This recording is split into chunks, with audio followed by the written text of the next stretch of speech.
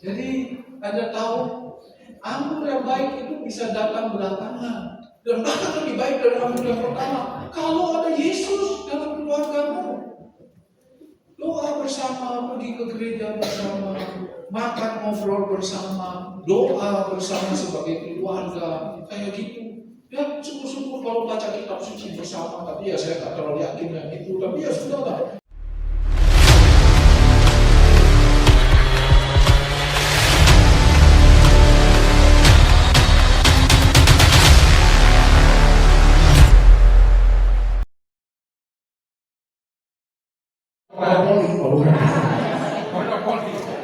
Ada akalnya ditukar, satu lagi ditukar dengan goodie bag.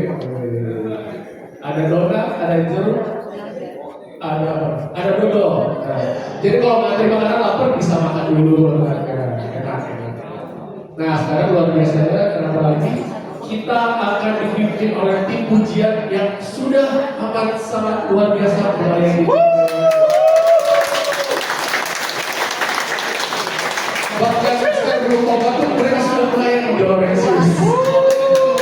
Kita kasih tepuk tangan yang meriah ya untuk tim senior pujian PPK Yesus.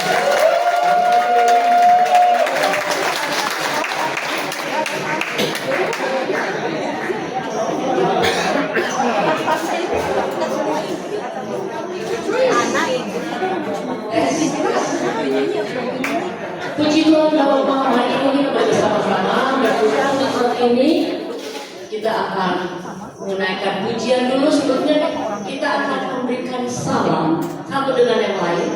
Kami dan saudara bangkit berdiri, bawa damai bagimu.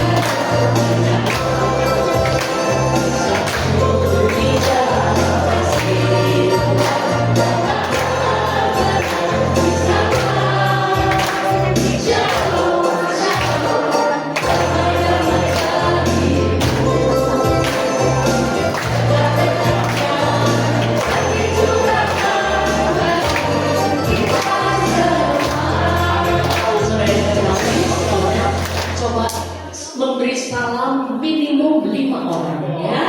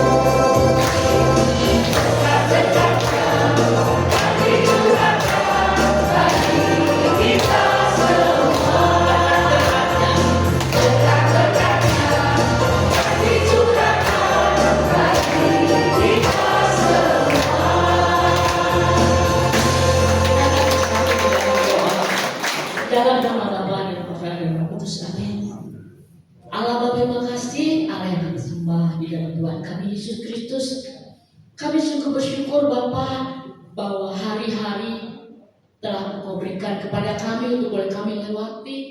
Dan sampai hari ini kami boleh ikut merayakan tahun baru Imlek. Kami tahu Tuhan, masa depan kami, hari-hari kami ada di dalam genggaman tangan-Mu. Kami bersyukur Tuhan memiliki Allah yang hidup. Dan kalau kami boleh malam hari ini bersama-sama merayakan tahun baru, kami tahu bahwa Engkau akan tetap memimpin kami dari awal, pertengahan, sampai akhir. Terima kasih Bapa. Dalam nama Yesus kami menaikkan doa dan pujian kami. Amin. Saudara kasih, kalau kita melihat pada hari yang telah kita lewati, bahwa gak selamanya hari-hari itu indah. Bahwa ada waktu saat-saat dimana kita gak menentu, kita sendirian, kita kesepian, mungkin kita mengalami cobaan, masalah, tapi itu telah terlewati. Dan ternyata bahwa janji Tuhan yang gak pernah, kita boleh percaya bahwa Dia akan tetap memegang janjinya, biar bumi akan berlalu. Jadi saudara lihat bahwa Tuhan yang memimpin kita akan tetap menuntun kita melewati hari-hari. Amin.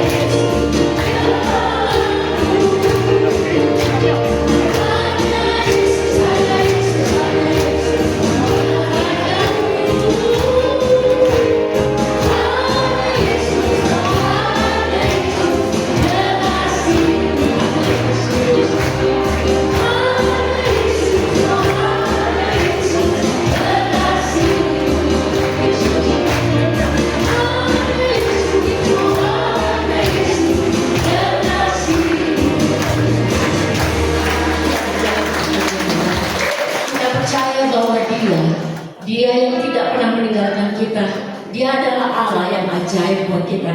Dia yang selalu menghapus segala dosa kita. Dia yang selalu menemani kita pada saat kita lelah, pada saat kita bimbang, gelisah. Dia ada bersama kita. Masalahnya kita sering gak merasa. Kita sering merasa bahwa kita sendirian. Kita sering merasa bahwa kita ditinggalkan, terutama saat doa kita gak dijawab sama Tuhan. Ya, jadi saat ini kita akan angkat pujian ini, bahwa nama itu yang memikat hati kita.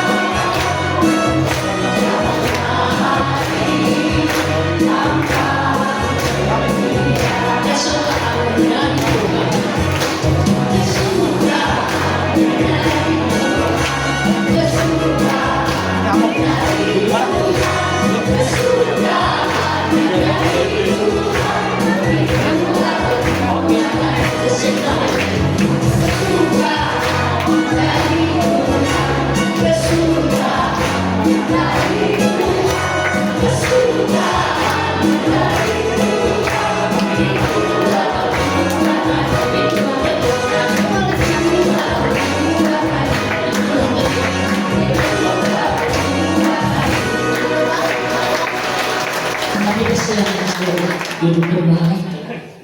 Benar Bapak, kami merasakan bahwa kekuatan kami semata-mata karena Engkau saja Tuhan. Hari yang telah kami lewati itu adalah Engkau juga yang menggandeng kami.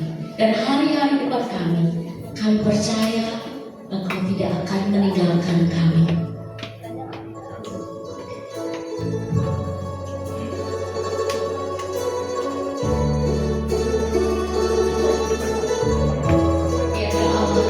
Begitu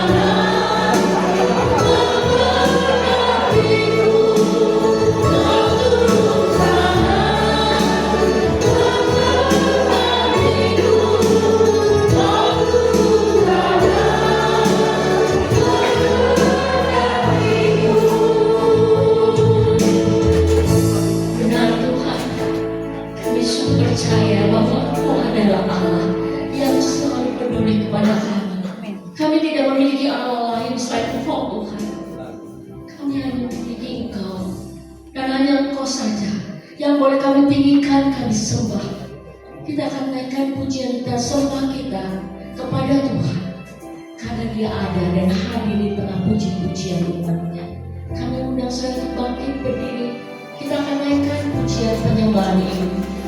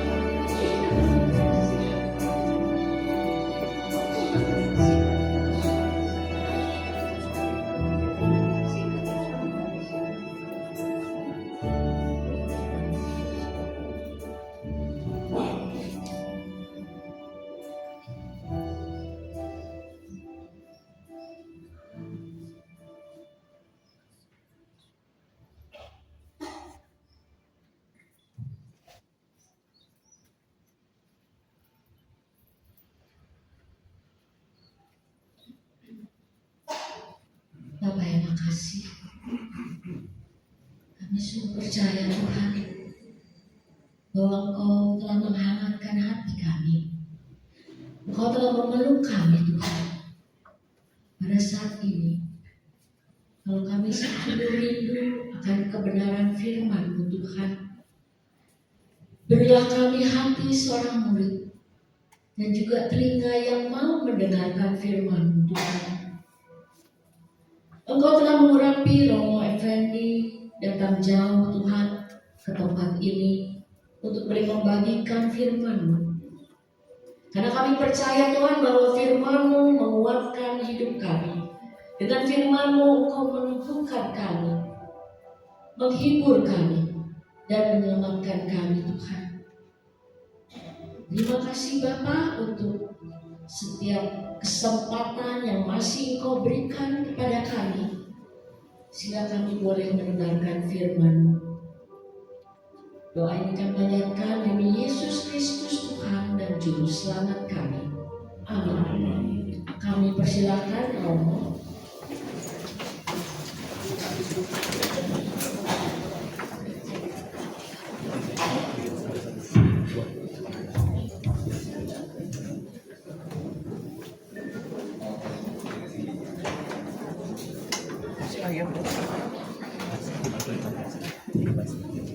Shalom semuanya.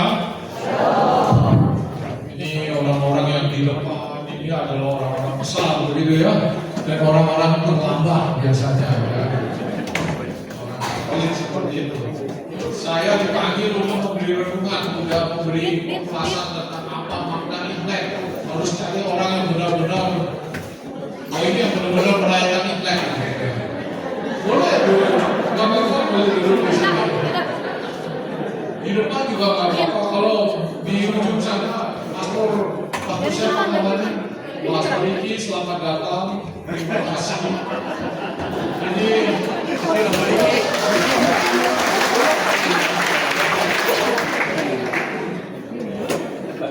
saya tadi melihat orangnya banyak, saya sudah gugup, apalagi pastornya datang.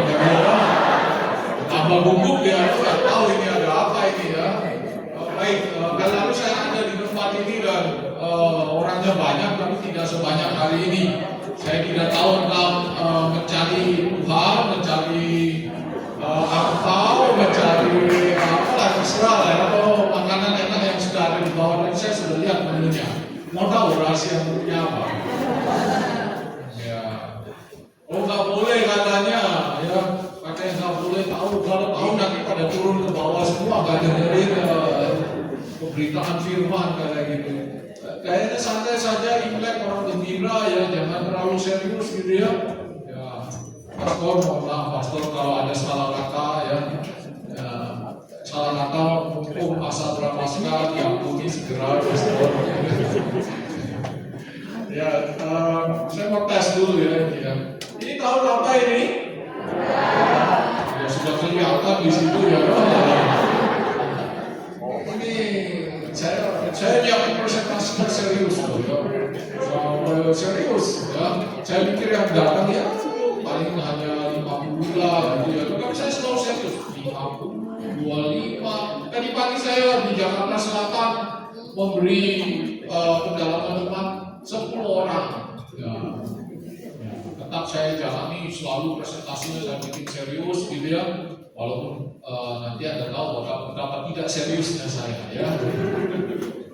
Hari ini kita bersama-sama komunitas PD Laurentius ya. Pastor sudah berapa lama di sini? 1 tahun, terus masih lama berarti di sini. Minggu depan nggak terasa dengan mereka. Kalian harus banyak refleksi diri ya. Pastor baru 1 tahun sudah minta pindah gitu ya. Umatnya apakah umatnya terlalu baik ya. Ada foto sebelum datang dan sesudah datang ya. Nanti perlu foto ya Pastor. Umat Katolik pandai membuat pastornya penuh dengan kolesterol dan saya naik 3 kilo selama seminggu ini, Anda bisa bayangkan ya. Betapa bahagianya jadi pastor tapi mudah mati, ya. Karena apa? Makan sancan terus selama 1 minggu belakangan ini. Sudah lebih dari seminggu, ya. Anda bisa bayangkan, ya, saya dari hari pesta ke pesta, dari meja perjamuan ke meja perjamuan yang lain, lalu pulang selalu syukur kepada Tuhan memanggil saya jadi pastor, gitu ya dong. Ya, karena kalau saya jadi suami orang gak mungkin makan sebanyak ini. Ya. Saudara-saudari, daripada saya mana kesana kesini gitu ya, lebih baik serius dengan presentasi yang sudah saya berikan, ya dong, benar ya. Tahun ini kuda api. Anda tahu karakteristik kuda itu apa? Ini keras. Philosophy of the year of the horse, ya. Bahasa Inggris supaya kelihatan. Saya malah nggak bisa melihat malah. Kalau gitu. Anda tahu kalau filosofi orang yang Chinese tahu ya, kuda itu apa? Penuh dengan energi, ya, strength, speed, dan apa itu? Unlimited spirit, gitu ya. Ada sih limitnya, tapi ya jangan pasti sedikit lah ya kayak gitu. Ya, dalam budaya Tiongkok, kuda adalah simbol kemajuan, ketekunan, dan kesuksesan. Ya, kuda juga identik dengan kerja keras dan ketekunan, menjadikannya simbol kesuksesan yang diraih melalui kerja keras. Tahun Kuda 2026 diyakini membawa energi yang bersemangat bagi siapapun yang ingin memperluas peluang, memulai bisnis baru atau meningkatkan kualitas diri atau keterampilan mereka. Dengan semangat ini, tahun baru Imlek 2026 adalah waktu yang mengevaluasi langkah kita dan mempersiapkan diri untuk kesuksesan yang lebih besar. Saya tambahin tafsiran yang optimis. Sudah ya, cukup ya. Di bagian Imleknya ini. Ya, New Hope in the Year of the Horse. Masih, saya kasih ada tafsiran ya. Building the future with courage and confidence. Tahun Kuda membawa energi keberanian mendorong kita untuk mengambil keputusan besar dan melakukan perubahan yang telah ditunda. Dengan kepercayaan diri kita dapat menciptakan masa depan yang lebih baik. Tahun ini mari kita membuka ruang untuk inovasi, peluang dan langkah-langkah ambisius yang membawa kita lebih jauh. Kedengarannya sangat baik dan optimis ya. Pastor, perhatikan baik-baik, ini tahunmu ini pastor ya. Siap, pastor show apa? Show kerbau menurut beberapa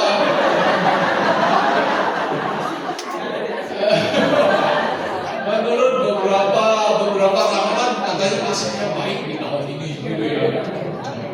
Tapi menurut beberapa ramalan ya loh, hanya beberapa dari 1000 ramalan ya loh.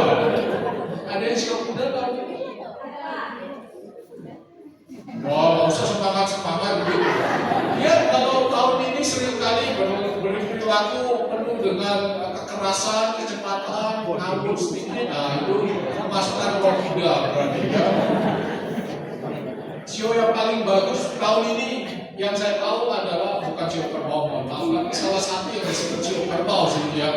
Tapi yang paling sering disebut yang saya buka ya, lihat Kompas ya, terus CNN, CNBC, Detik.com, beda-beda. Tapi yang paling sering disebut kambing. Ada isu kambing. Kambing juga Pak. Syukurlah kalau begitu ya. Kambing akan mengemek dengan keras tahunnya ya. Tapi udah jadi syaratnya katanya salah satu suhu katanya Anda harus mulai pelihara jenggot.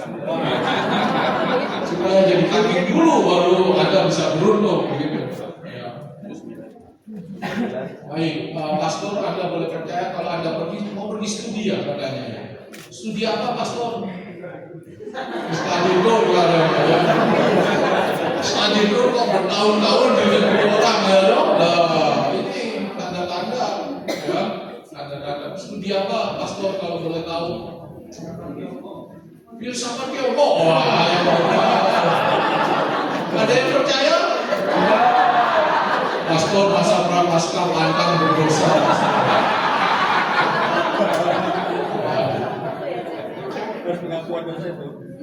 Fire in the horse. Setelah ini tahun kuda api, maka saya juga memberi ramalan ketiganya, ya toh?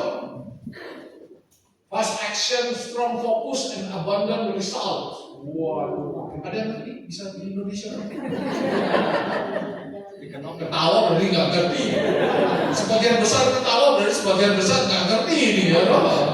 Ya, nggak apa-apa lah. Itu ada bawahnya ada penjelasannya. Elemen api yang menandakan keberanian, transformasi, dan vitalitas ini dipandang sebagai perubahan yang dinamis dalam kehidupan pribadi maupun sosial. Kuda api dikenal memiliki energi yang sangat kuat atau sering disebut sebagai double fire. Wah, kan kuda energi terus api itu kan juga energi gitu ya, jadi double fire. Apinya double. Ya. Hal ini dikarenakan sio kuda secara alami sudah memiliki apa yang dimiliki unsur api. Perpaduan ini menciptakan momentum yang penuh semangat, pergerakan cepat, dan ambisi besar bagi siapa saja yang siap memanfaatkannya. Sangat optimis. Ya. Oke lah, ini sudah 3 slide optimis semua. Gitu ya. Saya hanya punya 3 slide untuk membahas ini. Ya.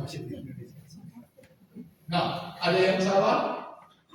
Kalau kuda dan api itu membawa perubahan yang cepat dan drastis, apakah kita semua akan cepat dan siap untuk berubah? Kalau sudah di atas 60, siap cepat dan berubah? Siap. 60 masih mau cepat berubah? Ingat Bu, encok.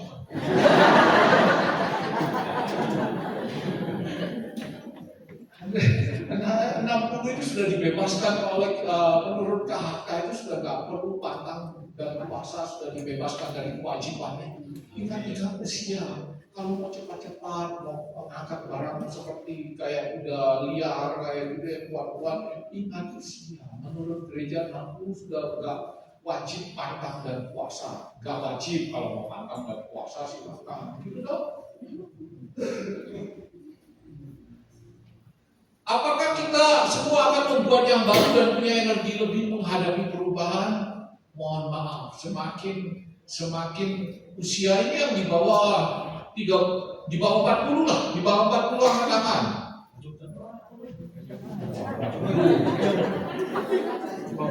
Di bawah 40 hanya sebagian kecil. Jadi yang ikut PD itu ternyata saya nggak ngomong sih. Sudah, anak muda diturunkan tangannya, nggak perlu. Ya, kasihan yang nggak akan iman, kasihan aja sama ya, kasihan ya. Kalau kita itu semakin berusia, semakin kurang cepat untuk berubah, benar nggak? Iya. Semakin mau stagnan, mau stabil, kita butuh stabilitas. Lain dengan pastor yang mau belajar, benar ya?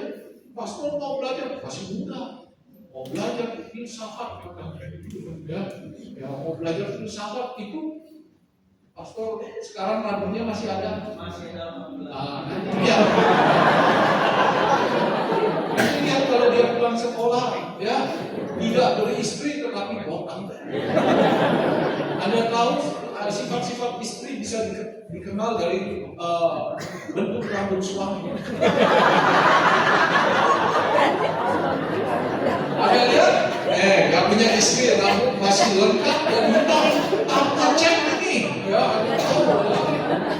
Ada yang saya laki kalau rambutnya di depan habis, berarti apa? Istrinya agresif dan frontal.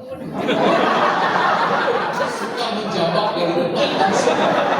Maka tidak lama kemudian habis dari depan. Kalau hanya yang bagian belakang yang habis, tandanya istrinya agresif tetapi suka gerilya. Maka ketika balik belakang baru dijambak.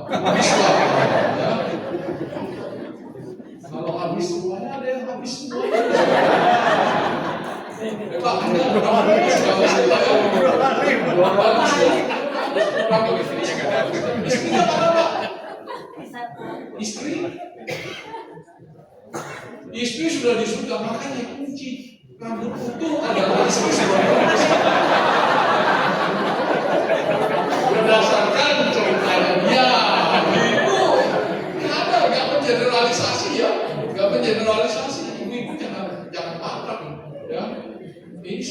jangan saya takut loh kalau di kayak gini terus di posting terus lapor Bapak Uskup kan saya agak khawatir. Ya nggak boleh lagi kalau ketemu dengan Bapak Uskup Anton, ya nanti bilang kamu nggak usah datang lagi ke Uskupan saya. Saya baru saja ketemu dia minggu lalu di Jakarta, ya di Sabar. Ya sudah. Jadi ada tahu kalau laki botak artinya apa? Aliran terang. Hah? Aliran terang. Oh ya, belakang. Istri masih ada. Istri masih ada, makanya botak itu. Anda tahu kalau botak sepenuhnya berarti terjadi kekerasan di atas ranjang. Kan tidurnya kan bolak-balik. Ya. Kalau pas hari ini tidur gini, ini yang dicabut. Kalau pas tidurnya ada gini, depannya yang dicambak, ya loh. Kalau begini kan ya itu. Kalau itu terjadi bertahun-tahun, habislah rambutnya. Ya. Siapa yang laki-laki dan belum menikah di sini? Pastor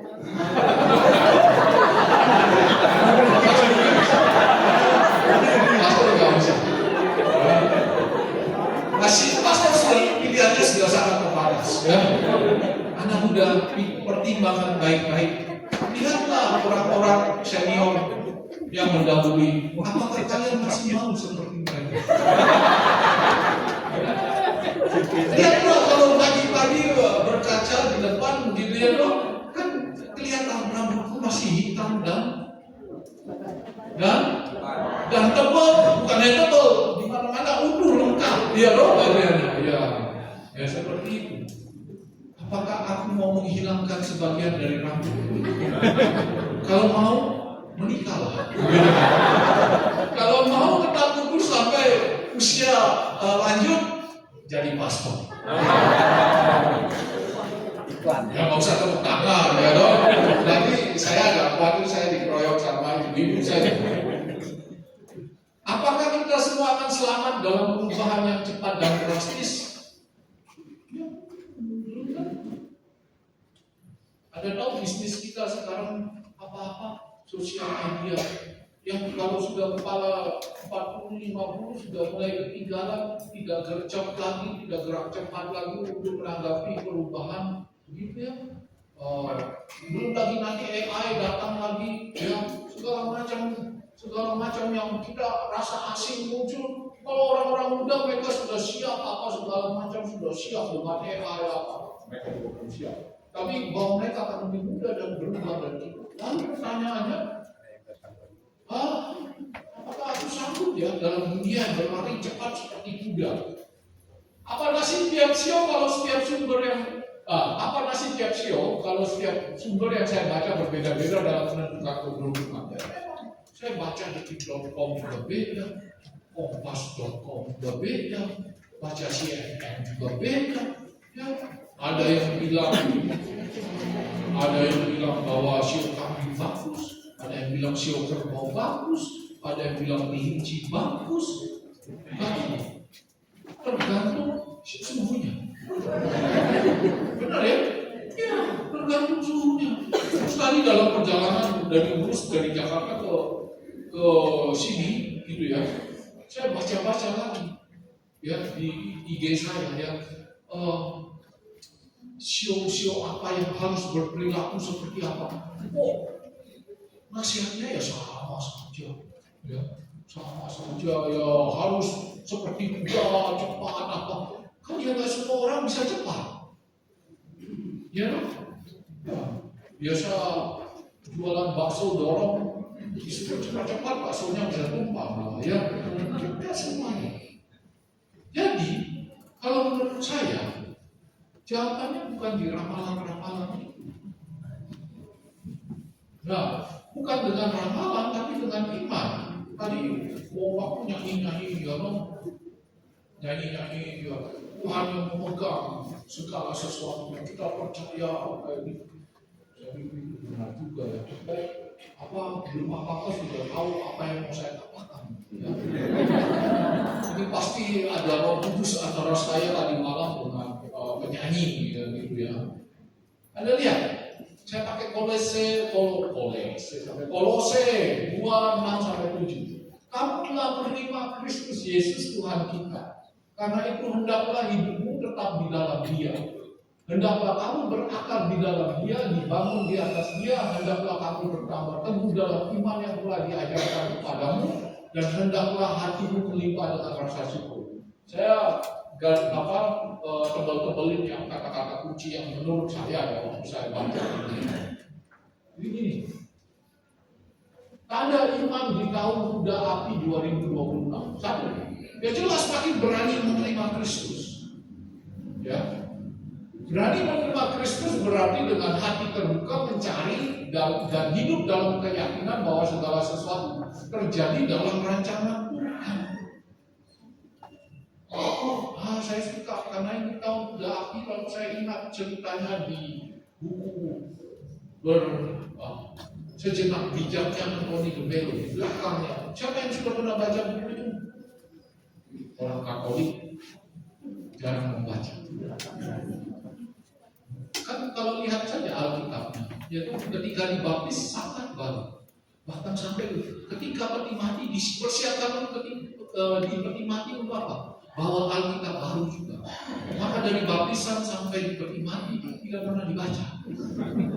Ya, gitu.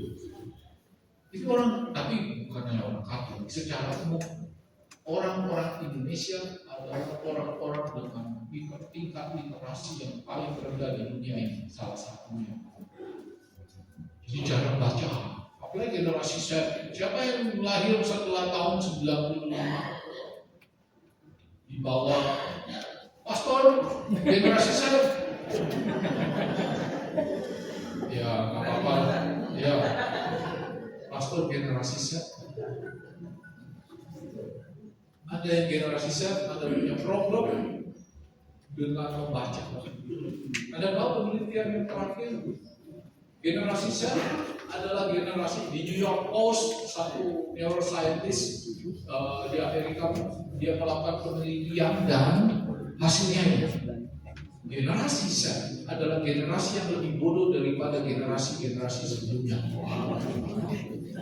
Oh iya, jangan main-main. Dek, kamu lahir tahun berapa? Iya, 2010 ujungnya generasi Z. Jadi 96 sampai 2010 itu generasi Z. Kenapa?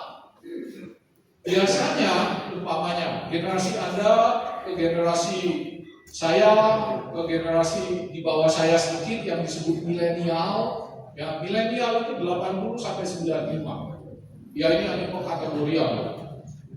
80 sampai 94 milenial itu biasanya dari generasi pertama perang dunia, silent generation, baby boomers. Silent generation sebelum 45, baby boomers 45 sampai 65, generasi X itu 65 sampai 79, 80 sampai 2019-95 generasi milenial.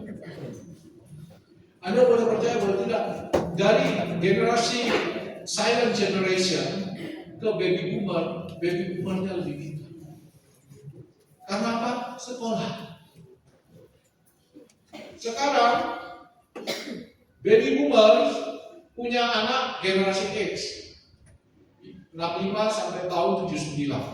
Generasi yang menghasilkan dunia digital sekarang lebih pintar daripada boomers. Jadi makin pintar nih. Setelah itu generasi X, setelah itu milenial. Milenial kalau dicek lagi ternyata lebih pandai dari generasi X. Begitu masuk generasi Z, dicek secara kognitif lebih rendah daripada generasi sebelumnya. Kenapa? Kan sama-sama di sekolah. Sama-sama di sekolah. Sekolah enggak? Sekolah jangan sampai tak di sekolah kan. Kalau nggak di sekolah kan minta paspor sekolah kan. Ya. Iya. Semuanya di sekolah kan, makanya makin pintar secara kognitif. Kenapa generasi Z yang disekolahkan juga dan sekolahnya makin mungkin sejak awal kan dulu saya ya paling enggak ya TK doang gitu ya loh. TK doang. Sekarang ada praktika sebelum itu macam-macam lah. Les dasarnya makin banyak gitu ya. Tapi tetap lebih bodoh kenapa? Jadi faktornya bukan sekolah. Faktornya apa? Faktornya adalah teknologi. Semuanya dengan mudah diakses sehingga membuat orang kehilangan fokus dan kemampuan untuk berpikir secara panjang. Kalau Anda tidak punya kemampuan fokus dan berpikir secara panjang dan mendalam, Anda makin bodoh. Itu saja ceritanya. Jadi, sekolah sama, bahkan lebih banyak lagi. Tapi kok generasinya makin, ini jadi bodoh? Jelas, karena apa? Karena teknologi. Selesai. Kok sampai situ ya? Itu aja sudah 5 menit sendiri ya. Saya mau cerita. Kan tadi ngomong soal literatur. Saya suka ngelantur, ya. Karena suka baca literatur, maka suka ngelantur, gitu ya. Ngelanturnya agak baik sedikit ya. Jadi ceritanya gini. Ya, kembali ke cerita bahwa kita itu harus berani menerima Kristus. Dan apa tandanya orang yang berani menerima Kristus? Orang yang berani dengan hati terbuka mencari dan hidup dalam keyakinan bahwa segala sesuatu terjadi dalam rancangan Tuhan. Ceritanya begini. Konon di negeri Tiongkok ada seorang petani miskin hidup di sebuah desa. Ya. Ada yang pernah dengar cerita itu? Kalau ada yang pernah dengar cerita, boleh tidur. Nanti saya bangunin waktu sudah selesai cerita, ya. Petani miskin punya anak laki 1, kuda 1. Kudanya hanya 1. Miskin. Kuda dipakai untuk mengerjakan banyak hal. Suatu hari tanpa sengaja kudanya lepas dan lari ke dalam hutan. Dan orang di desanya datang kepada dia. Kenapa? Turun berduka cita. Aduh, kasihan ya kamu ya. Kenapa? Kudamu satu-satunya hilang. Petani miskin itu menjawab apa? Nasib baik, nasib buruk, siapa yang tahu? Lalu pulanglah orang-orang tetangga-tetangga yang desa. Pulang ke masing-masing. Dan mereka meneruskan hidupnya. Lalu berapa hari kemudian kudanya datang. Kudanya datang tidak hanya membawa dirinya sendiri, tetapi bawa kuda-kuda liar lain masuk ke dalam kandangnya. Lalu dari 1 petani ini punya berapa kuda? Puluhan kuda, tapi liar. Lalu orang-orang desa yang mengetahui hal itu berbondong-bondong datang kepada petaninya dan mengatakan, aduh, nasibmu baik sekali. Kuda-kudamu itu, kudamu yang hilang ternyata balik, dan bukan hanya balik, ternyata bawa banyak kuda. Ya. Petani itu jawab apa? Nasib baik, nasib buruk, siapa yang tahu? Ya sudah. Maka mereka pulang lagi tetangga-tetangganya orang sekampung. Dan beberapa hari kemudian kan ini kudanya puluhan, liar. Kalau kuda liar berarti apa? Harus diapain? Dijinakan, maka dinaiki oleh anak petani. Dan salah satu kudanya berontak dan bukan hanya menjatuhkan anak petani yang laki-laki satu-satunya itu, tetapi juga menginjak kakinya. Lalu patahlah kakinya. Setelah diobati ternyata anak itu pincang, dan tabibnya bilang apa? Ini bakal pincang seumur hidup. Lalu datanglah orang-orang desa lagi kepada dia. Berbela-sungkawa. Aduh, kasihan ya, anak laki-laki satu-satunya anak laki. Kok cedera, malah sekarang cacat seumur hidup. Petaninya jawab apa? Nasib baik, nasib buruk, siapa yang tahu? Ya. Lalu terjadilah perang di kerajaan Tiongkok. Ya. Lalu perintah. Semua anak muda di seluruh kerajaan harus masuk menjadi pasukan.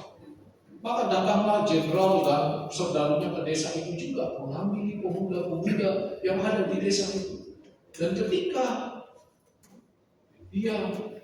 mereka melihat anak petani yang pincang itu, mereka bilang, wah, nggak sanggup perang nih. Kalau nggak sanggup perang, ngapain kita bawa dia? Mau pincang? Ya, maka dibawalah semua pemuda di desa itu yang kecuali anaknya petani yang tadinya miskin itu. Lalu pergilah mereka dan tinggal satu-satunya anak laki-laki yang tersisa di kampung itu. Wah, pilihannya jadi asik juga ya kalau jadi anak laki itu. Nona bisa begitu sebabnya nggak ada saingan, benar ya? Tapi bukan itu ceritanya. Ya. Bapak-bapak senyum ya, langsung membayangkan andai aku seperti itu ya. Sorry bapak-bapak sudah lewat zamannya. Lalu datanglah orang-orang desa itu kepada dia lagi, kepada petani itu, dan mereka meratapi nasib mereka. Aduh anakku dibawa, ya barangkali nggak balik karena pergi perang. Kamu kok nasibnya beruntung sekali ya, anakmu tidak dibawa. Ya, satu-satunya lagi, sungguh beruntung kamu ini. Apa jawaban petani itu? Si buruk siapa yang tahu? Jadilah petani kalau gitu ya. Saudara-saudari, itu jawabannya membuat kita. Kalau Anda tadi nyanyi mengatakan bahwa semuanya ada di dalam tangan Tuhan, beranikah kita juga punya sikap seperti petani miskin itu dalam hidup kita? Oh, tidak semua kita itu bisa optimis seperti apa yang dikatakan oleh ramalan-ramalan yang mengharuskan kita harus bergerak cepat, berubah drastis, penuh energi. Beberapa atau banyak dari kita tidak sanggup melakukan itu, benar? Ya. Tapi kalau memang usia ataupun kemampuan kita memang terbatas, kita punya satu sosok yang kita andalkan. Ya, satu sosok yang kita andalkan siapa itu? Yesus. Anda harus pegang dia supaya Anda bisa punya sikap seperti petani itu. Di dalam Tuhan Yesus semuanya adalah rancangan Tuhan.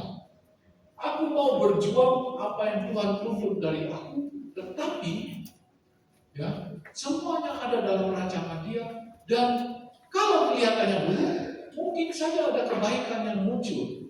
Dan juga kalau ada kebaikan yang muncul, belum tentu bahwa itu selamanya akan baik. Yang penting adalah apa? Nasib baik, nasib buruk datang sini berganti dalam hidup kita. Tetapi yang tidak berubah apa?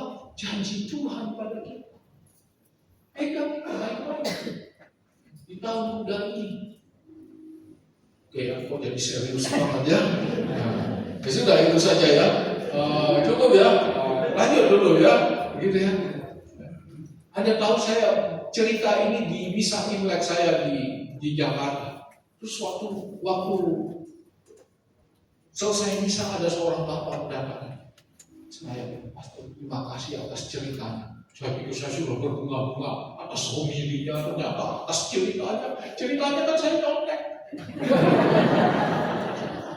Ya, saya nyontek dari buku kok. Ya, saya sudah bangga-bangga. Wah, homili saya bagus. Enggak, dia bilang, terima kasih atas cerita. Pastor tahu saya jalan di papa sekarang ini karena saya merasa saya sial. Saya hanya merasa sakit. Sakit pinggang, lalu pergi ke dokter, dokternya bilang operasi, lalu apa? Lalu dokternya operasi, ternyata setelah operasi dia malah nggak bisa jalan dengan baik. Padahal yang awalnya hanya sakit pinggang. Tapi pastor punya cerita tadi. Dia bilang, saya mau pegang pada Yesus supaya apa? Nasib buruk. Bagi saya ini sekarang nasib buruk, saya nggak bisa buat apa-apa. Tapi saya tahu kalau saya pegang Yesus baik-baik, saya terbuka pada rancangan Yesus. Pasti dia punya mau sesuatu dalam hidup saya, walaupun saya modelnya seperti ini. Wah, itu menemukan saya sekali. Walaupun saya nyontek ceritanya. Ya, iya. Bapak itu punya iman.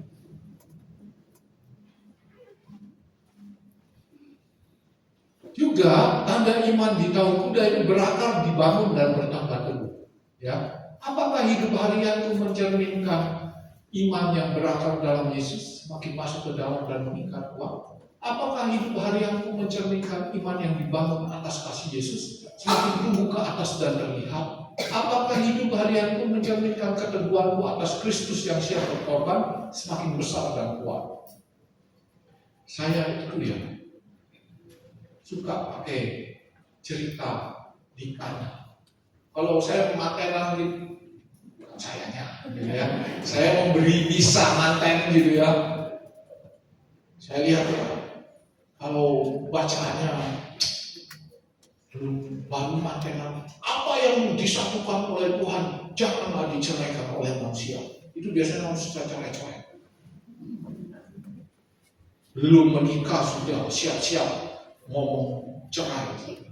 Oh, yang asik-asik saja. Yang asik itu mana? Ya, kalau orang kawin ya cari perekomnya yang kawin-kawinan. Ya benar nggak? Ada nggak? Ada. Pernikahan. Kenapa? Ada yang tahu anggur Yesus mengubah anggur itu lukisannya yang pertama dalam pesta perkawinan. Benar nggak? Jadi Anda harus tahu yang keluarga-keluarga ini. Kalau sudah tahun pertama, tahun kedua masih sayang-sayangan, benar nggak? Ya. Sudah siap menikah? Sudah menikah? Sudah menikah? Astaga. Nggak bisa ngerti betapa bahagianya jadi pastor. Mana istrimu? Sudah menikah berapa tahun? 1,5 tahun saja ditinggal di belakang.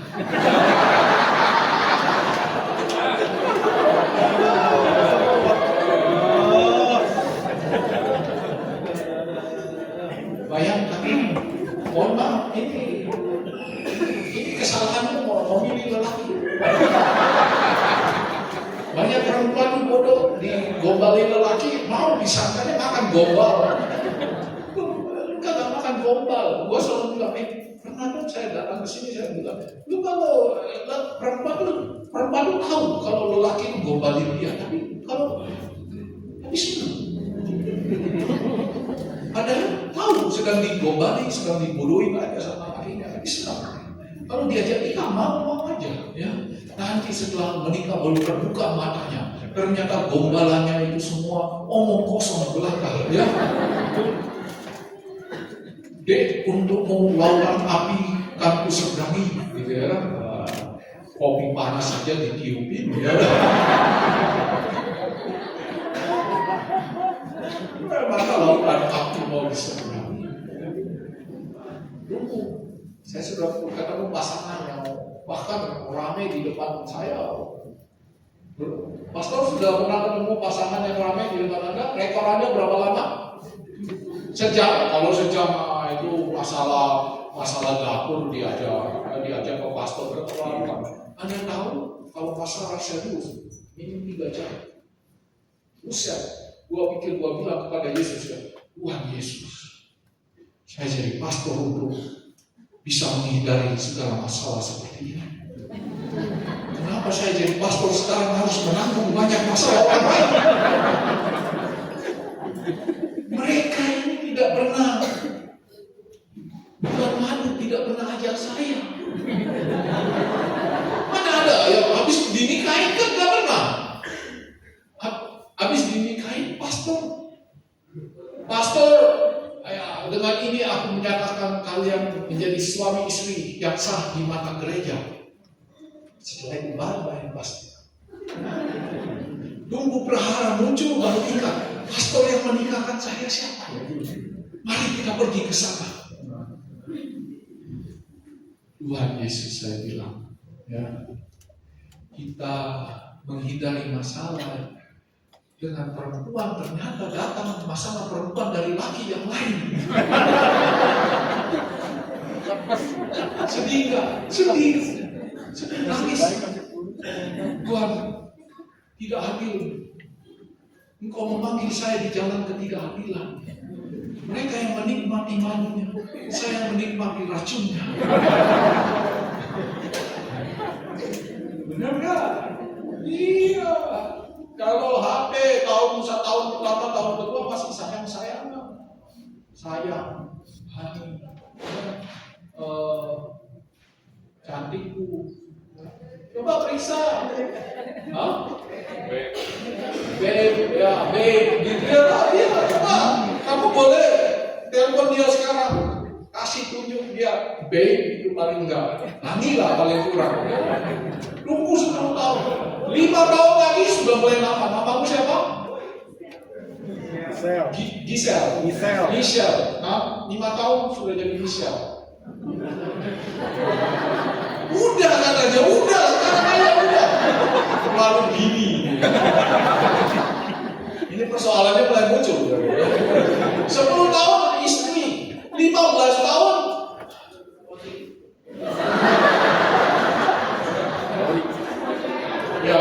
Ya, 15 tahun Kapolda dulu. Kapolda, Polsek lah ya, jangan Kapolri terlalu tinggi lah. Polsek ya. Nanti kalau sudah 20 sampai 25 tahun, coba telepon. Nenek sihir. Jadi nama Anda di HP suami Anda akan berubah seiring dengan waktu. Anda harus pandai-pandai ngecek. Ya, kalau Anda sering ngecek, maka tetap baik. Siapa yang sudah di atas 25 tahun? Angkat tangan. Ibu pulang segera cek. Jangan sekarang. Kalau berantem sekarang nggak enak dilihat orang. Ya, berantemnya dalam rumah. Sudah nenek sihir sekarang.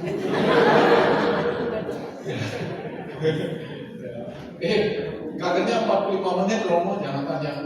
Lapar. Ngomongnya apa sih? Ngomong cerita di mana ya? Lanturan ya, suka ngelantur ya. Saudara-saudari, Anda perlu tahu bahwa perkawinan di Kana itu juga sebenarnya melambangkan soal keluarga. Ya, tapi juga soal hidup kita. Anak yang baik itu datang dari mana? Di saat perkawinan Kana itu, anak yang baik itu datang belakangan.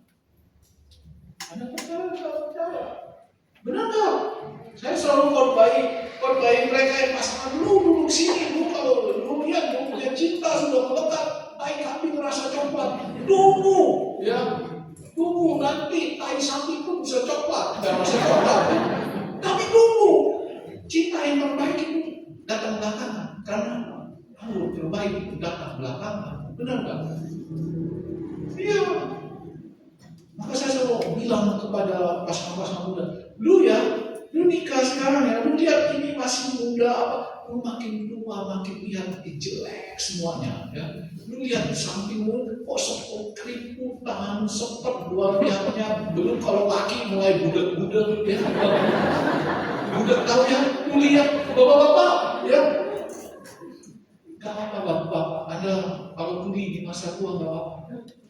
Itu bagi saya bukan kutuk. Itu adalah berkat. Karena makin tua, istri makin cerewet. Agak susah. Jadi kalau Anda peduli itu, Tuhan memberi berkat karena supaya hati damai.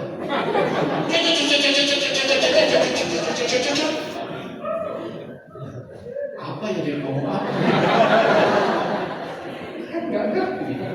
Jadi ibu-ibu, ya Anda mau membuat hidup suami Anda bahagia, dan Anda juga tetap bisa menyalurkan rasa marah Anda dengan menimbulkan perhara rumah tangga.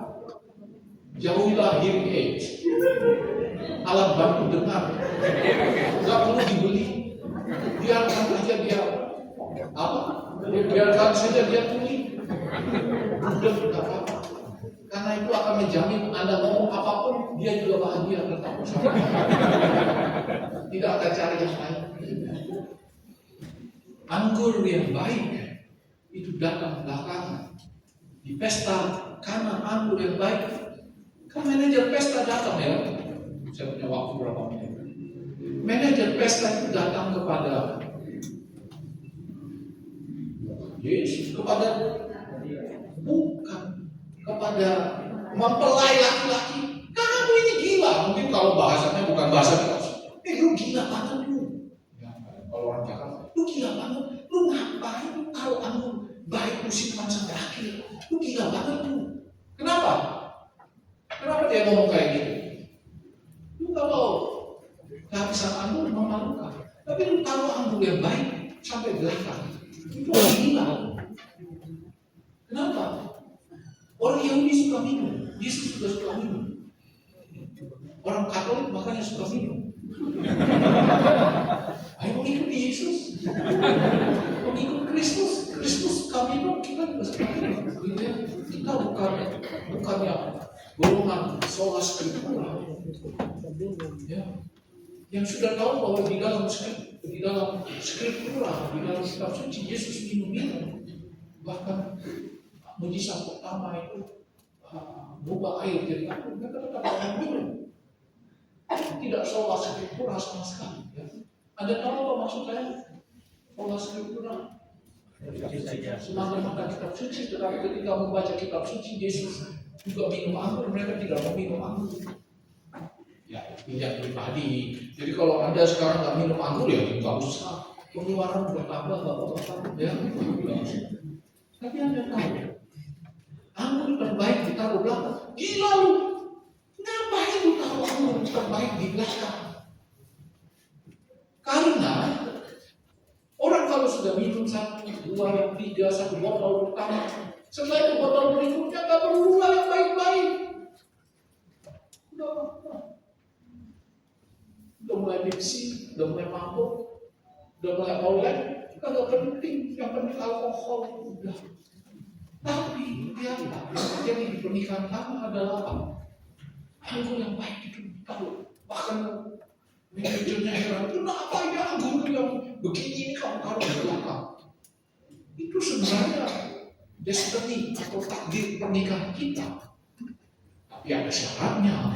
Kan kenapa orang semua declining semua? Rasa cintanya pudar dulu. Makanya jambat-jambatan. Ya, makanya saling ngentut-ngentutan. Benar nggak? Laki-laki makin tua suka makin sering dol ya. Dia punya ya ngentut terus. Siap-siap ya, ibu-ibu muda ya, dukung saja waktunya ya. Sudah muda, ngentutan kayak gitu. Udah kan? Gua kurang ajar banget deh. Bapak-bapak, lihat ini. Anggur yang baik itu bisa ada di belakang. Bahkan lebih baik dari anggur pertama.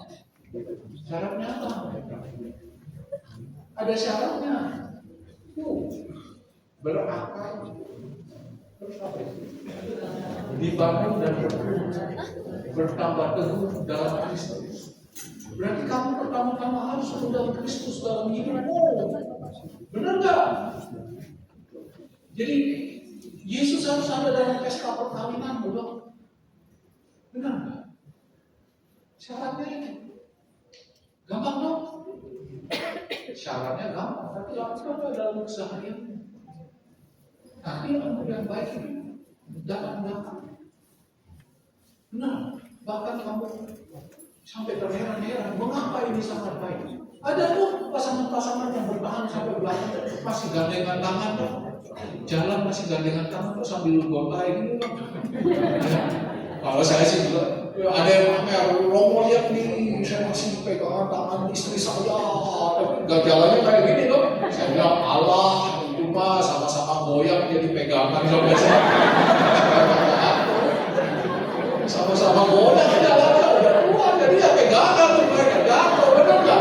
Siapa yang mau dipegangnya istri atau suaminya? Saling memanfaatkan itu.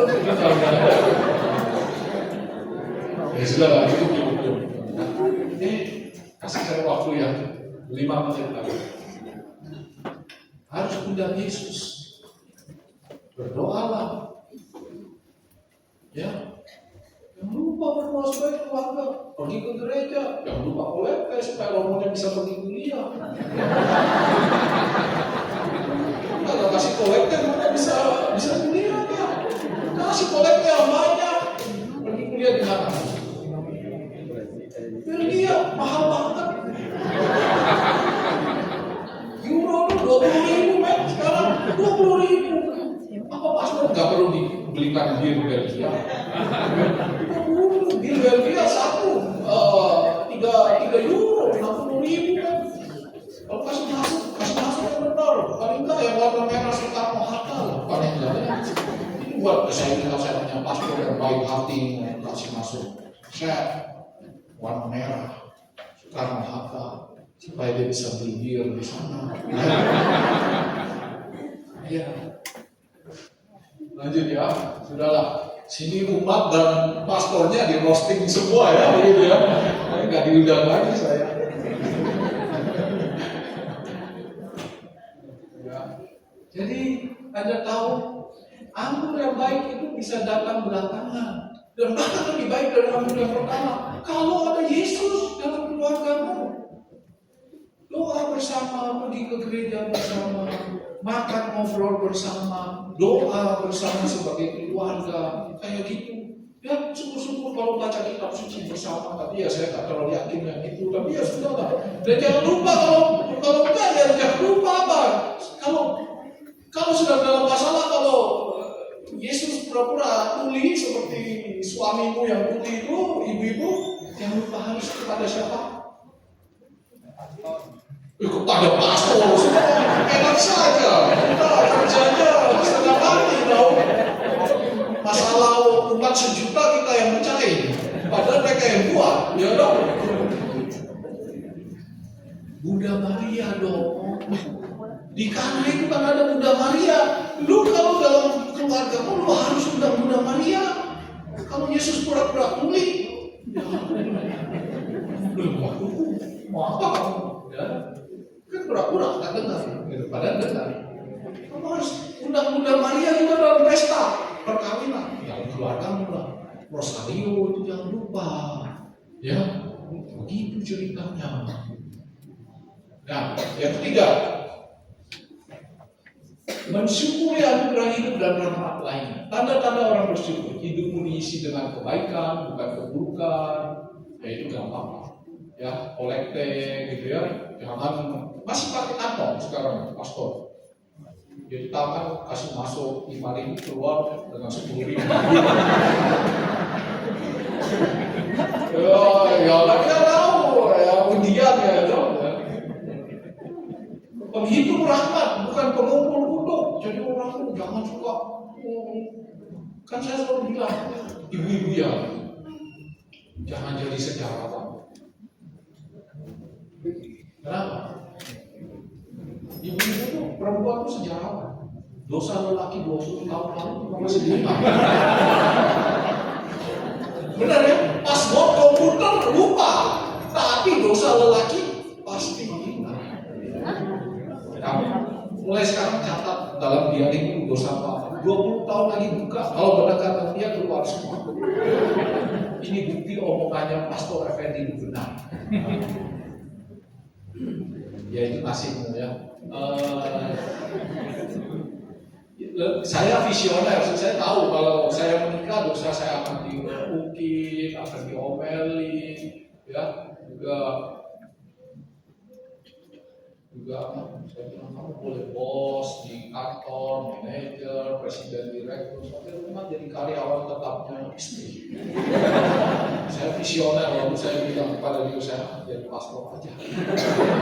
Maka lelaki visioner dan pintar itu biasanya jadi pastor. Ya. Buktinya mau sekolah lagi ya dong. Adik-adik mau sekolah lagi. Tapi bahwa laki-laki yang visioner dan pintar biasanya jadi pastor.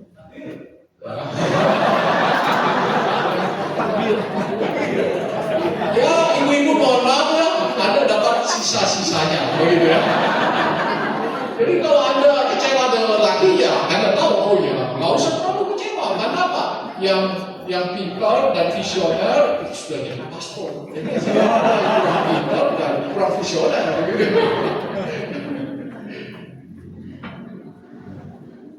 Apalagi sebentar, bukan bergosip, ya bicara yang baik, bukan bergosip.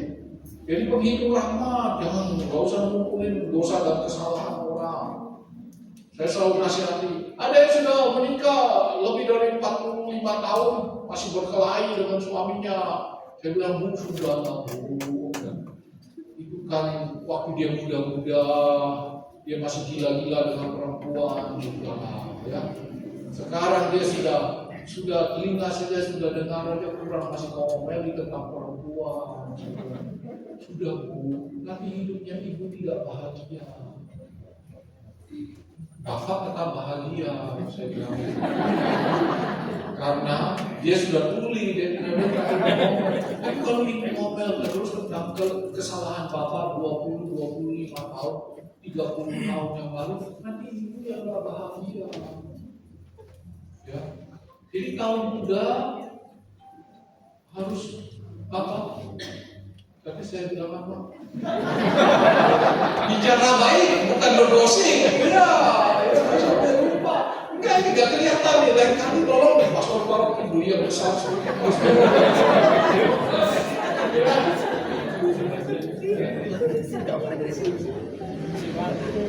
Sumber pujian bukan saluran komplain, bapak-bapak, ibu-ibu, perempuan kan mulai muda suka digombalin. Sudah tua nenek-nenek pun tetap suka digombalin. Percaya? Kamu kok makin cakep aja ya Dek ya. Sambil buang muka sedikit. Oh.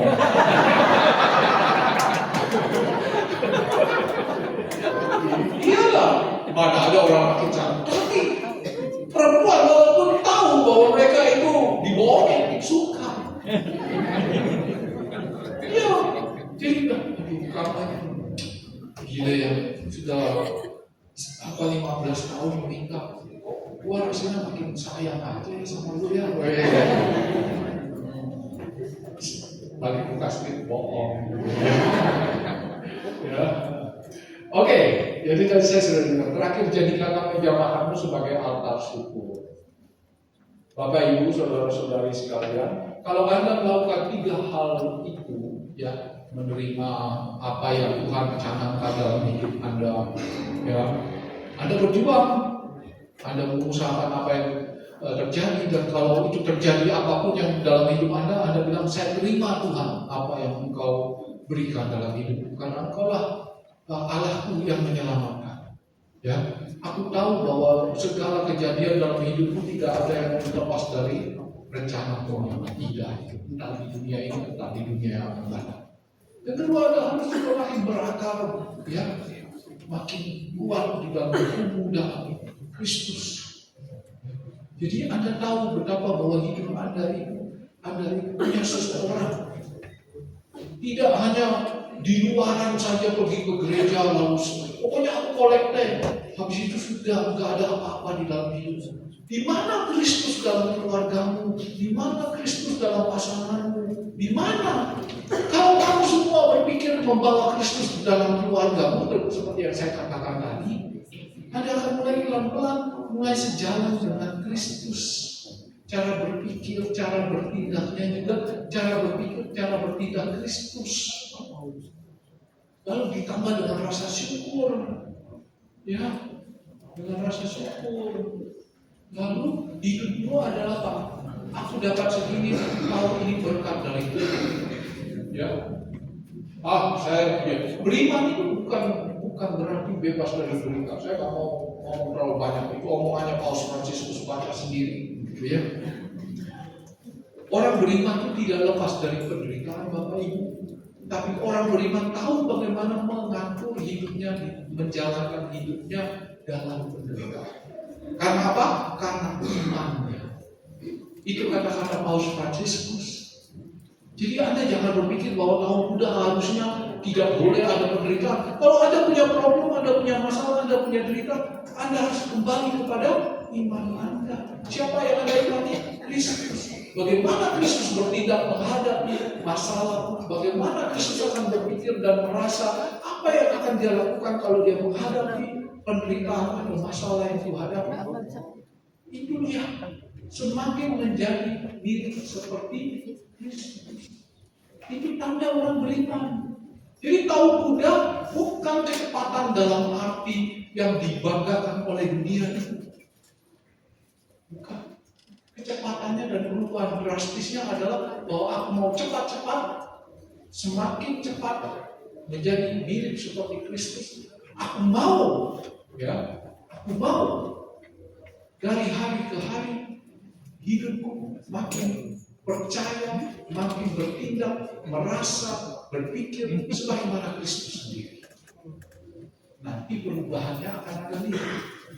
Orang tidak melihat perubahan lahiriah Anda, orang akan melihat perubahan batinnya Anda, dan cepat dan drastis. Begitu pesannya.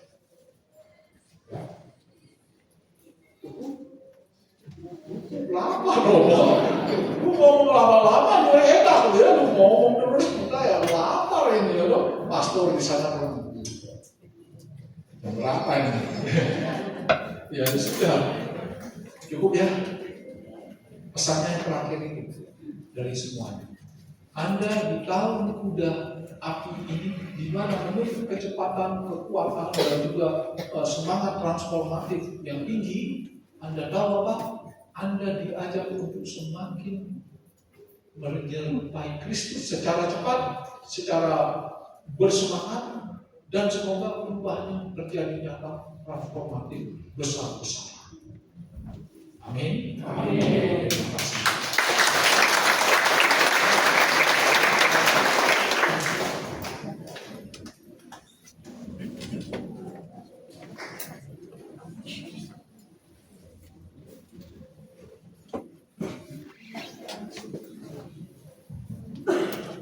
Saudara-saudari terkasih, mari kita satukan hati dalam doa. Allah Bapa yang Maha Kuasa, terima kasih untuk acara persekutuan doa malam ini, untuk firman yang baru saja kami dengarkan. Semoga kami semakin berani menerima Kristus, mempunyai iman yang semakin berakar, dibangun dan bertambah teguh di dalam Yesus, serta dapat mensyukuri anugerah hidup dan rahmat-rahmat lainnya. Marilah kita mohon. Kabulkanlah doa kami ya Tuhan. Bapa, kami mau berdoa bagi Romo Effendi yang telah membawakan firman pada malam hari ini. Kiranya berkat-Mu senantiasa tercurah untuk Romo Effendi. Anugerahkanlah kelancaran dalam setiap aspek kehidupannya, sehingga setiap hal yang beliau lakukan semakin memberkati banyak orang. Marilah kita mohon. Kabulkanlah doa kami ya Tuhan. Bapa, kami mau berdoa bagi bangsa dan negara Indonesia, bagi Bapak Presiden Prabowo Subianto dan Wakil Presiden Bapak Gibran beserta seluruh jajaran kabinetnya. Semoga mereka tidak bekerja demi keuntungan diri sendiri, melainkan mengabdikan diri demi kemajuan bangsa Indonesia. Marilah kita mohon. Kabulkanlah doa kami ya Tuhan. Bapa, kami mau berdoa bagi tim Pastores Santo Laurentius, Pastor Elvin, Pastor Bogats, Pastor Alo, Pastor Ricky, serta para imam lainnya. Semoga dalam menjalankan keputusannya sebagai gembala, hati dan pikiran mereka senantiasa terarah kepadamu untuk membawa umat-Mu agar semakin mengasihi Engkau. Marilah kita mohon. Kabulkanlah doa kami ya Tuhan. Bapa, kami mau berdoa bagi saudara-saudari kami yang sakit dan menderita. Semoga Engkau memberkati dan mendampingi mereka yang sedang mengalami penderitaan, agar dengan rela dan penuh iman mempersatukan penderitaannya dengan penderitaan Kristus di salib. Marilah kita mohon. Kabulkanlah doa kami ya Tuhan. Bapa, Kami mau berdoa bagi kami semua yang hadir malam ini. Semoga Bapa mencurahkan semangat Kristus Putramu, agar kami dapat saling menguatkan dalam memanggul salib kehidupan kami dan mengikuti jejak Putramu. Marilah kita mohon. Kabulkanlah doa kami ya Tuhan. Bapa, kami bersyukur dan berterima kasih atas seluruh berkat yang kami terima dari-Mu. Saat ini kami mau memberikan persembahan kami yang terbaik untuk dapat dipergunakan bagi kegiatan-kegiatan persekutuan doa dan juga untuk memperluas kerajaan-Mu. Marilah kita mohon. Kabulkanlah doa kami ya Tuhan.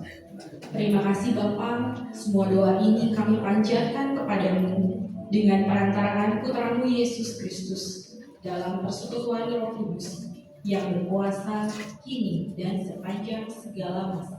Amin.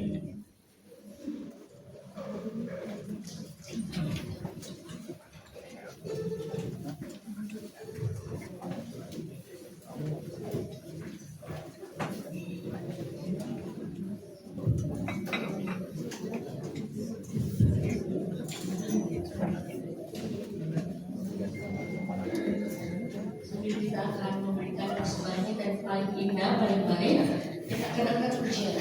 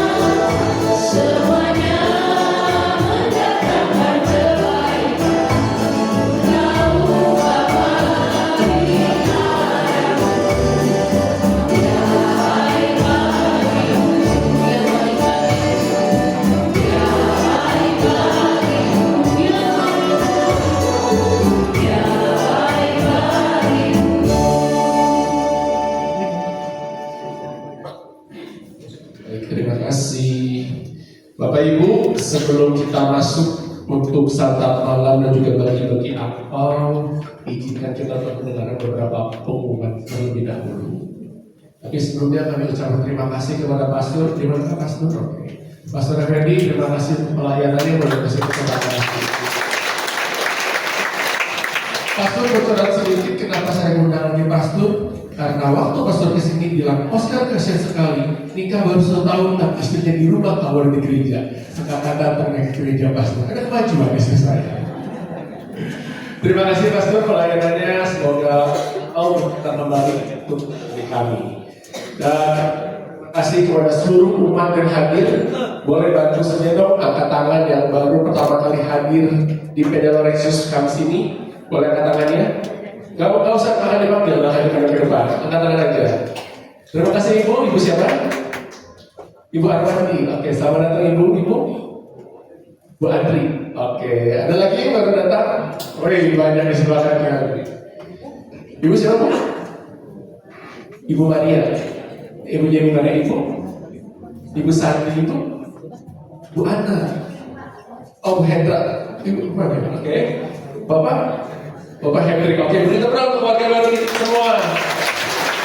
Selamat datang di keluarga besar Santo Laurentius. Semoga terasa, semoga Kamis depan boleh datang lagi. Kenapa datang lagi? Karena Kamis depan kita akan masuk sebuah tema besar dengan judul 7 hal yang dibenci Tuhan. Dasarnya dari Amsal 6 ayat 16 sampai 19. Akan dibagi menjadi 3 kali pertemuan di tanggal 5, 12, dan 26 Maret. Karena 19 Maretnya kita libur lebaran dulu. Dicatat waktunya tanggal 5, 12, dan 26 Maret. Dan Bapak Ibu, kami juga ingin membuka bulan Maret ini kita mau uji coba nih, uji coba. Karena beberapa ibu yang berkata, oh sekarang kalau saya makan jam 9 terlalu dekat sama jam tidur, nggak ada saya naik. Jadi kita uji coba Bapak Ibu di bulan Maret ini makanan akan dibagikan mulai dari jam 6 sore. Jadi Bapak Ibu yang pulang kerja boleh langsung datang ke Laurentius. Akan ada konsumsi yang dibagikan mulai dari jam 6, nanti jam 7 ditutup. Yang datang telat, ya apa-apa, nanti jam 9 kita bagikan juga. Sekali lagi, jadi Bapak Ibu yang mau makan malam boleh jam 6 sore datang ke gereja, konsumsi sudah disediakan. Selanjutnya pengumumannya. Oke.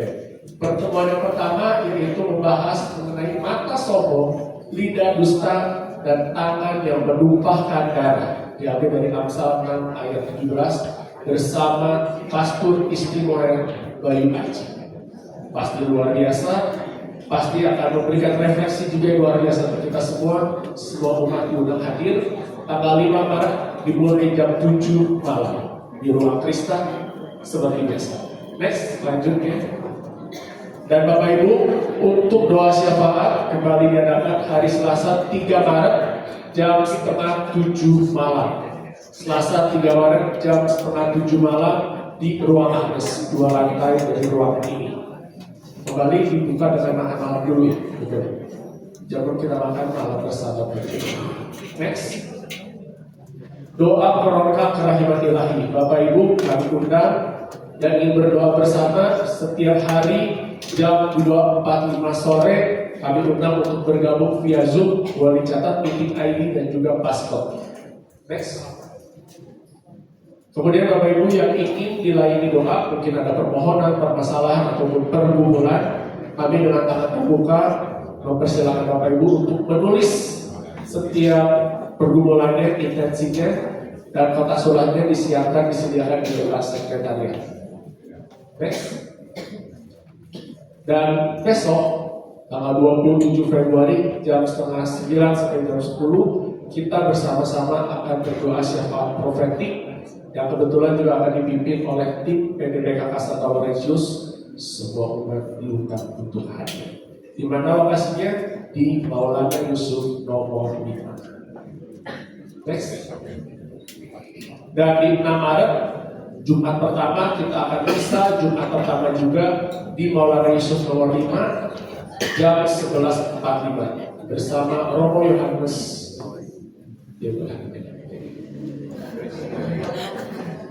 Romo Chris.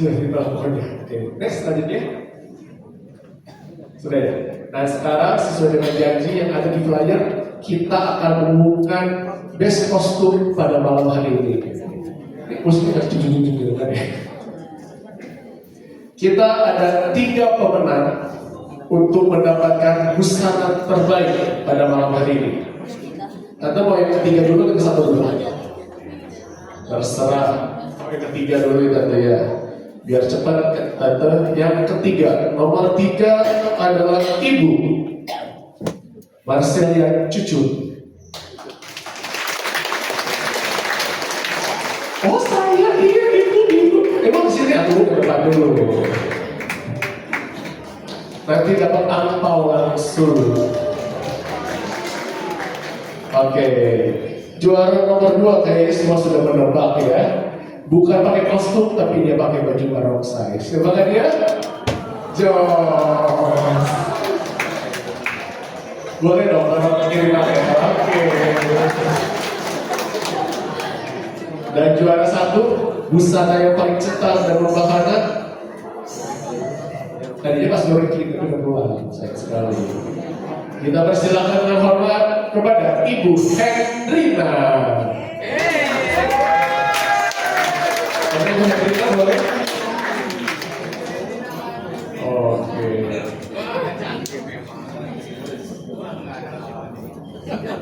Boleh Om Jos, bantu saya Om untuk dikasihkan angpaunya langsung.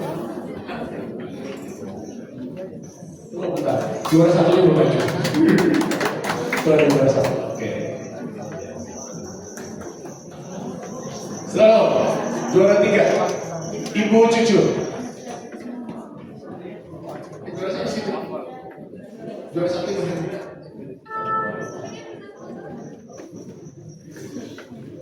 Juara 2, harus masuk mulutnya dong.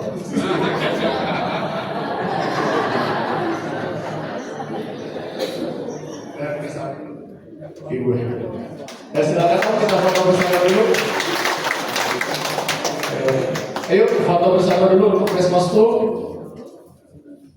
1, 2. Lagi 1, 2.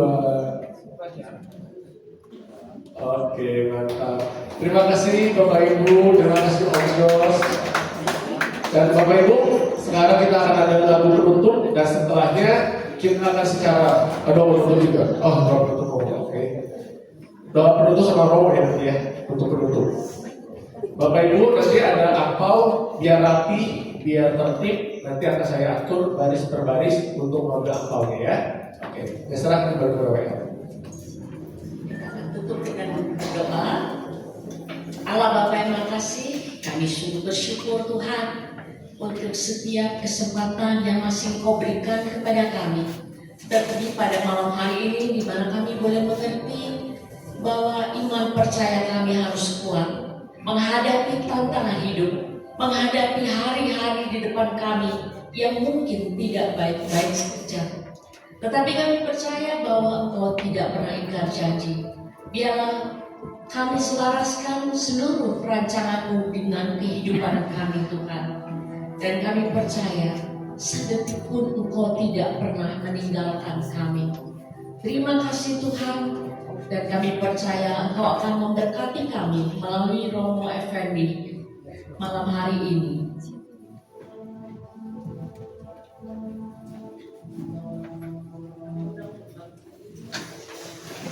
Tuhan bersamamu. Allah Bapa yang Maha Pengasih memberkati kalian semua, hidup kalian dan upaya kalian untuk mencintai dan mengikuti Kristus secara lebih dalam dan lebih dekat, juga memberikan banyak anugerah berlimpah di tahun kuda api ini, dalam nama Bapa dan Putra dan Roh Kudus. Amin. Bapak Ibu Saudara, pada saat kita akan melangkah keluar dari tempat ini, kita memasuki hari dan hari yang baru. Kita akan angkat pujian ini bahwa Yesus selalu ada bersama dengan saudara dan saya. Kita akan bersama yang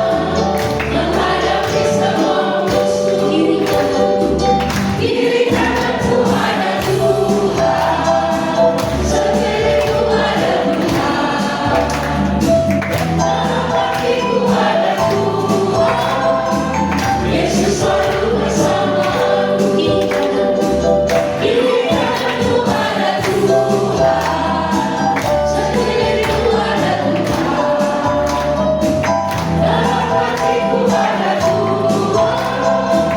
Yesus selalu bersamamu, Yesus selalu bersamamu, Yesus selalu bersamamu, Yesus selalu bersamamu, Yesus selalu bersamamu.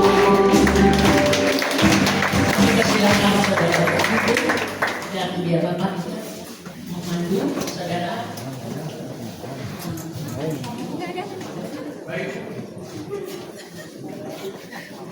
Baik Bapak Ibu, nanti saya akan bantu untuk mengarahkan Bapak Ibu untuk mengambil pohon angpau. Tapi sebelumnya tim amok tamu boleh bergabung bersama saya.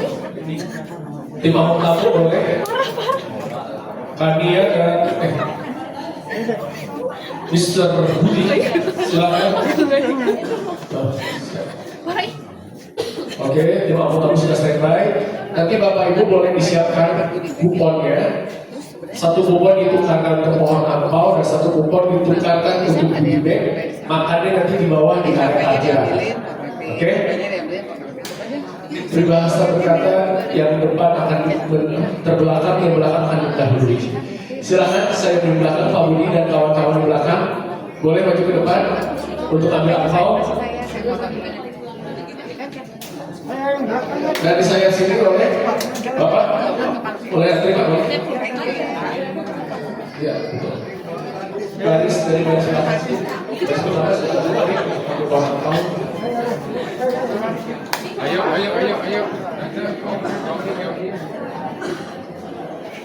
Oh, boleh mengambilnya Pak. Silakan Ibu boleh dilanjut. Dan selanjutnya Ibu Media boleh Bu. Juga nanti ya. Semua pasti kebagian kan? Semua pasti kebagian angpau, jangan khawatir. Nominalnya itu semua sama, sama rupiah.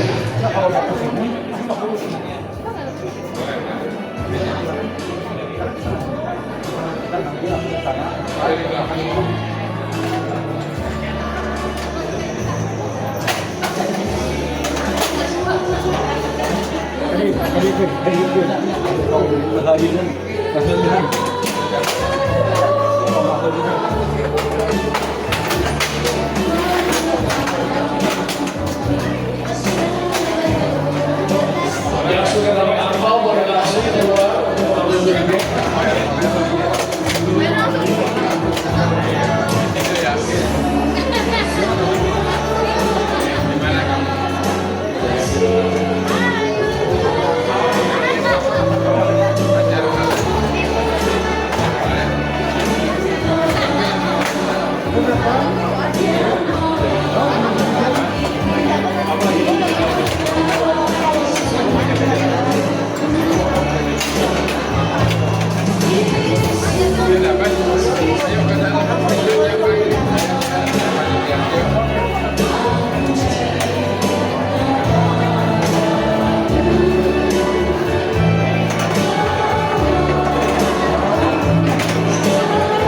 Dan Bapak Ibu perlu mengumumkan juga di sebelah amok tamu itu ada foto booth.